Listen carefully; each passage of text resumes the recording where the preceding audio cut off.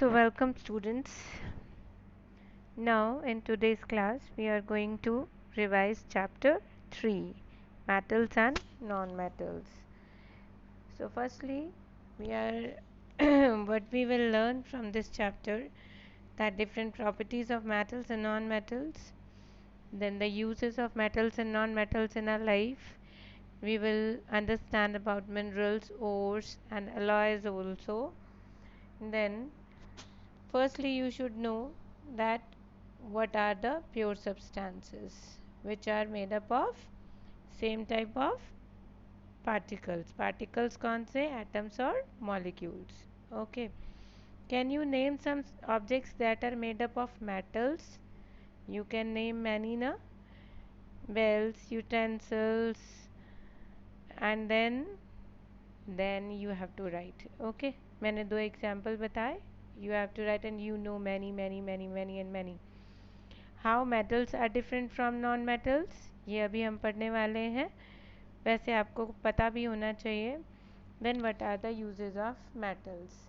See, सबसे पहले हम क्लासिफिकेशन ऑफ एलिमेंट्स पे आते हैं. अब इसमें इन पूरे वर्ड का मीनिंग देखिए. Classification of elements. Classification means division in groups, कि हम एलिमेंट्स को ग्रुप्स में डिवाइड करेंगे according to their properties and according to their similarities and dissimilarities. These are the properties. ठीक है. So elements. What are elements? Elements, yes, हमने किया था. Those substances which are made up of same type of atoms. ठीक है. तो हमें सारे एलिमेंट्स लेने हैं, जिसमें मीन सिर्फ एक ही तरीके के एटम्स होते हैं. हम मॉलिक्यूल्स वाली बात नहीं कर रहे. We are not talking about compounds. So pure substances में we are just taking elements, in which we are talking about atoms. Okay. Then बच्चे it is classified into two main groups, that is metals and non-metals. Now firstly we have to see their occurrence, कि metals और non-metals हमें अर्थ पे मिलते कहाँ हैं. बच्चे metals जो होते हैं, they exist in earth crust mainly. Okay, so the most abundant metal is aluminium, and then next is iron. So many metals like means reactive और non-reactive की अगर हम बात करें, then the metals like gold, silver, platinum, these are found in free state because they are least reactive.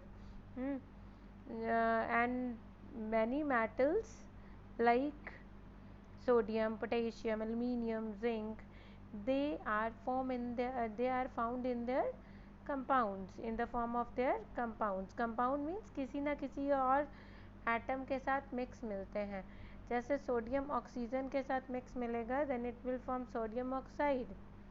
Okay. Zinc sulphide, potassium carbonate.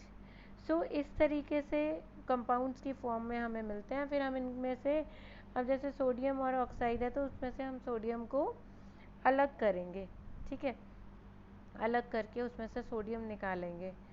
Then अब minerals और ores, ये जो मेटल्स होते हैं या नॉन मेटल्स भी होते हैं, these are found in earth crust in the form of minerals and ores. Now just for understanding, we feel it very difficult, the difference between mineral and ore. but it is very easy. बड़ी simple सी आप language में समझे तो वो पत्थर, अर्थ के ऊपर आपको पत्थर ही मिलेंगे ना एक तरीके से, है ना. सो वो पत्थर जिनके अंदर कुछ एलिमेंट्स हैं, उसको हम बोलते हैं मिनरल्स. ओके. अब और मिनरल से कैसे डिफरेंट है बच्चे? और जो है वो मिनरल से इस तरीके से डिफरेंट है. देखो, एक रॉक है, उसके अंदर सोडियम भी है, पोटेशियम भी है, बहुत सारे मेटल्स हैं, थोड़े थोड़े थोड़े थोड़े थोड़े थोड़े. तो बेटा उसकी अगर हम एक्सट्रैक्शन करने में एक्सट्रैक्शन करें, बहुत सारा काम करें, बहुत सारे स्टेप्स भी फॉलो होंगे, कॉस्टली भी बन जाएगा. है ना, और उसमें से निकले 1 ग्राम भी ना, सो ये प्रॉफिटेबल नहीं होगा ना। सो ये हम कोई भी मेटल को, कोई भी रॉक को तब जाके हम चूज़ करते हैं जब हमें पता हो कि किसी एक मेटल की परसेंटेज या किसी एक एलिमेंट की परसेंटेज इसमें बहुत ज़्यादा है, जिसको हम एक्सट्रैक्ट करें तो हमें बहुत सारा अमाउंट उस एलिमेंट का, उस मेटल का मिनरल मिल सकता है उससे। ठीक है, तो ऐसा जो मिनरल होता है जिसमें बहुत सारा एलिमेंट या कंपाउंड ज़्यादा परसेंटेज में होता है, उस मिनरल को हम ओर कह देते हैं। I hope that you recall that what we did last time. So minerals, simple, these are the elements or compounds which occur naturally inside the earth crust. Earth crust के ऊपर पत्थर की फॉर्म में जो एलिमेंट्स कंपाउंड्स हमें मिल रहे हैं minerals हैं। और एक तरीके का मिनरल ही है जिससे हम काफ़ी सारा मेटल ऐसे निकाल सकते हैं जिससे हमें प्रॉफिट हो। Okay, then we are talking about gangue. ठीक है, गैंग,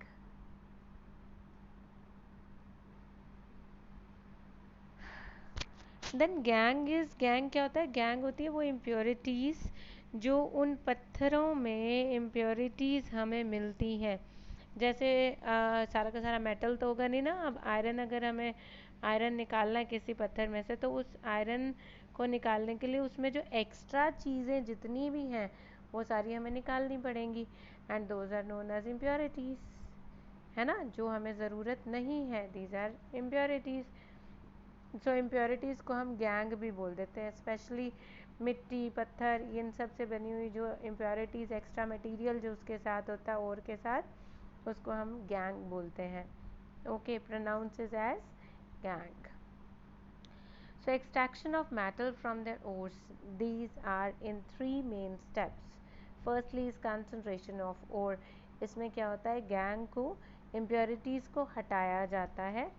ठीक है, देन जब इम्प्योरिटीज़ को हटा देते हैं तो इस वो जो हमारे पास एलिमेंट बचता है, that is not in the pure form, so उसको ट्रीट करते हैं। हमें ट्रीट करना मीन्स उसको कभी किसी से रिएक्ट कराते हैं, कभी किसी से कराते हैं, उसको बहुत अच्छे से प्रोसेस करते हैं, तोड़ते हैं, हीट अप कराते हैं, फिर उसको रिएक्शंस कराते हैं अलग अलग चीज़ों से जिससे वो रिएक्ट करता है, फिर धीरे धीरे बाकी सारी चीज़ें अलग हो जाती हैं और वो मेटल फ्री स्टेट में आ जाता है।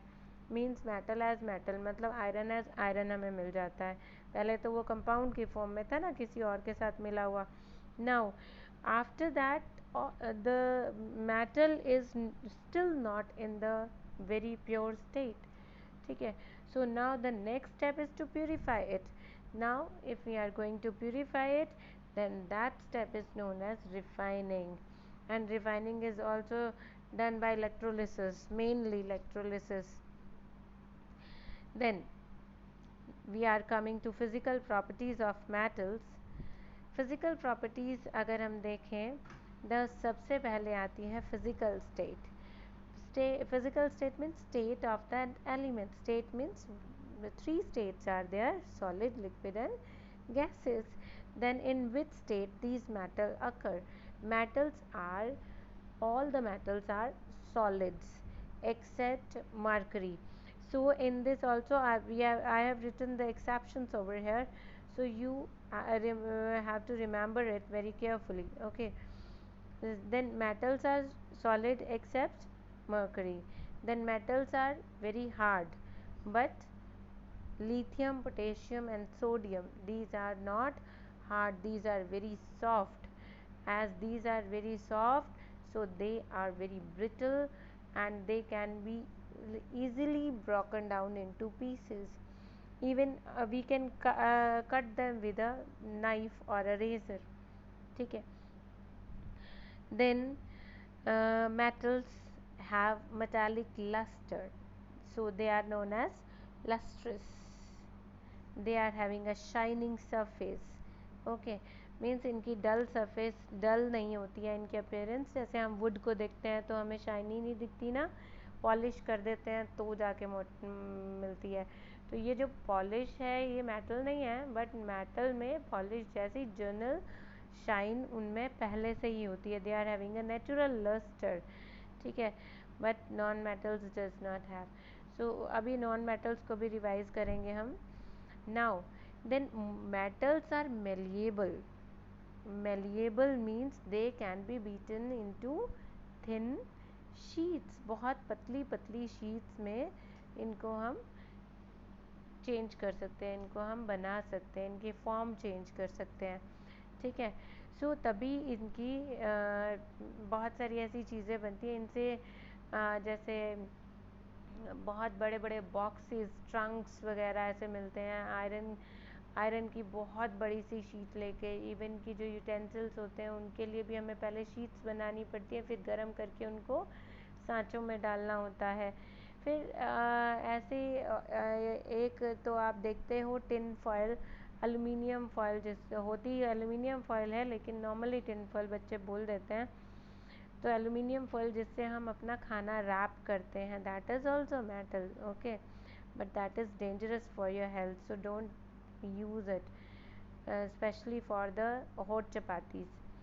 Then metals are ductile. Ductile means they can be drawn into wires. Copper की वायर होती है ना, आप देखते हैं कि जितने भी इलेक्ट्रिकल केबल्स, इलेक्ट्रिकल वायर्स होती हैं, they are made up of copper.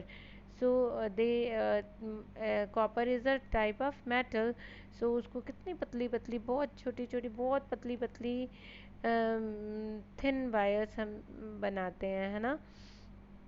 So they can be drawn into wires. Obviously अब इसको आप ध्यान से देखिएगा कि लिथियम, पोटेशियम, सोडियम की तो हम वायर्स नहीं बना सकते ना, ना ही उनको बीट कर सकते हम थिन शीट्स में। सो इनकी ये एक्सेप्शंस यही हैं, okay. So then we are having metals melting point. Generally metals have high melting point except gallium and caesium. Even ये इतने सॉफ्ट, मतलब इतना इनका मेल्टिंग पॉइंट कम होता है कि इनको अगर हम अपने पाम पे रखेंगे तो वो पिघल जाएंगे, ओके। देन मेटल्स का बॉइलिंग पॉइंट भी काफ़ी हार्ड होता है। मेटल्स का बॉइलिंग पॉइंट जैसे कि अगर हम आयरन की देखें तो आयरन का मेल्टिंग पॉइंट 1500 समथिंग होता है and boiling point 3000 degree Celsius होता है ना। So it's a very big number. Then जो सीजियम होता है उसका 28.7 डिग्री सेल्सियस होता है, तो ये कितना कम हो गया ना। हमारा नॉर्मली बॉडी टेम्परेचर 35 तक होता है, तो फिर ये तो 28 पे ही पिघलना शुरू हो जाता है ना। Then we are having heat conduction, thermal conduction की अगर हम बात करें, तो कंडक्टिविटी जो है वो दो तरह की हमने बात करनी है, that is thermal conductivity and electrical conductivity. Thermal conductivity means, thermal means heat, तो इसको आप याद रखेंगे सर्दियों में, मतलब you use to wear thermals in winters. Thermal means जो आपको हीट मतलब जो आपकी बॉडी हीट को मेंटेन रख सके सर्दियों में, ठीक है, ऐसे कपड़े, तो इस वजह से उनका नाम थर्मल्स बोल दिया गया है, ओके। सो इसी नाम से, हीट से उसका नाम पड़ा है थर्मल। सो अब मेटल्स जो होते हैं वो generally very good conductor of heat, ठीक है। Then metals are very good conductor of electricity also, as like silver and copper. Then metals are sonorous. sonorous means जिसमें से साउंड आ सकती है, उसको हम बजाएं, उसको हम किसी भी चीज़ से हिट करें तो उसमें से रिंगिंग साउंड आए, क्या आए, ringing sound. Then tensile strength की हम बात करते हैं।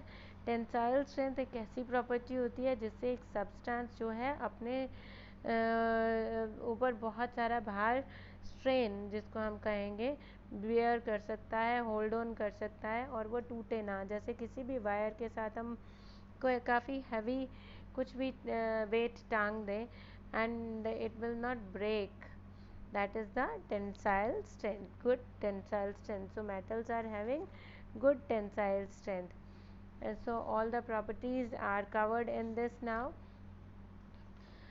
Now what about the non-metals? What non-metals may be solid, liquid और gases. जैसे कि solid में कार्बन, सल्फर, फॉस्फोरस आ गया, लिक्विड में ब्रोमीन, गैसेस में ऑक्सीजन, हाइड्रोजन, नाइट्रोजन, सल्फाइड भी गैसेस फॉर्म में होती है. Then non metals are soft but except diamond, and mind that diamond is the hardest natural substance. Okay, then they are not having luster but except iodine crystals are having good luster. Non metals are malleable, not malleable, sorry, not malleable means they cannot be beaten into thin sheets, they cannot be drawn into thin wires. Then non metals which are solids and liquids, they are having low melting points, and also the low boiling points. Okay, but except diamond. Okay, diamond की जो melting point है वो बहुत high है, it is 3700 something. Okay, and sulphur का normal sulphur का अगर हम मेल्टिंग पॉइंट देखें, it is only 119 degree Celsius. So generally non-metals are having low melting and boiling points but except carbon. Okay, then non-metals are bad conductors of heat and bad conductors of electricity, but except graphite. Then non-metals are not sonorous, इनमें से आवाज़ नहीं आती है.